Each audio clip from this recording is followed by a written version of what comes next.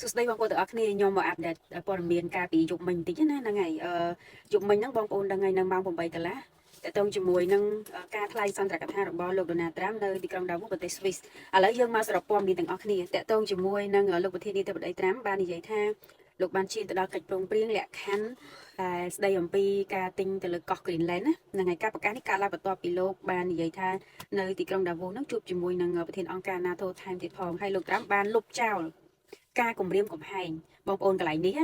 ពាក្យសម្ដីប៉ុណ្ណឹងអាចធ្វើឲ្យថ្លៃហាងឆេងមាសកាលពីយប់មិញហ្នឹងនៅល្បាក់ខ្ទង់ម៉ោង2ជាងម៉ោង3គឺមានជាការចុះមកច្រើនមែនទែនបងប្អូនទាំងអស់គ្នាចុះ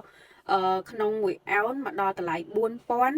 $4740ជាងប៉ុន្តែនៅពេលដែលបើកផ្សារមានការហក់ឡើងទៅវិញអញ្ចឹងគ្រាន់តែពាក្យសម្ដីតែគាត់លុបចោលតាក់ទងជាមួយនឹង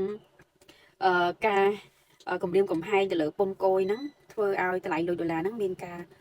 ល្អមានការឡើងខ្លាំងអញ្ចឹងទៅបានជាមាសធ្លាក់ចុះហើយបន្ទាប់ពីនឹងមកវេទិកាពិភពលោកហ្នឹងក៏បានតាក់ទាញមេដឹកនាំពិភពលោកជាច្រើនហើយត្រាំគាត់បាននិយាយថាគាត់អត់ចង់ប្រើទៅលើកម្លាំងគេហៅថាកម្លាំងទ័ពដើម្បីទៅយកកោះ Greenland ហ្នឹងទេអញ្ចឹងងាកមកវិញគឺគាត់មករកការចរចា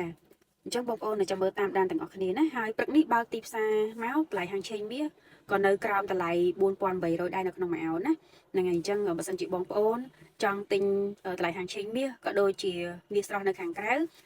ខ្ញុំគិតថាបងប្អូនចាំរកតំបន់ដែលល្អសិនសម្រាប់ថ្ងៃនេះសូនដែលអាចធ្វើការចូលទៅទិញបាននៅក្នុងតម្លៃហាងឆេងបងប្អូនគឺក្នុងមួយអោនល្បាក់$4750ឬក៏$4700នេះគឺជាសូនដែលបងប្អូនអាចធ្វើការទិញចូលបានណា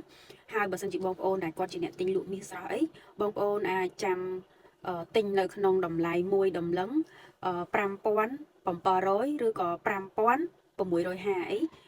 បងប្អូនអាចទិញបានតែខ្ញុំផ្ដោតទៅលើបងប្អូនដែលគាត់ទិញលក់ប្រចាំថ្ងៃជាអ្នកលក់មាសស្រស់មិនមែនជាហាងឆេងទេដោយសារគាត់ក៏ចង់យកផលចំណេញខ្លីៗប្រចាំថ្ងៃដែរពីព្រោះឃើញគាត់ទៅអង្គុយចាំនៅកន្លែងអ្នក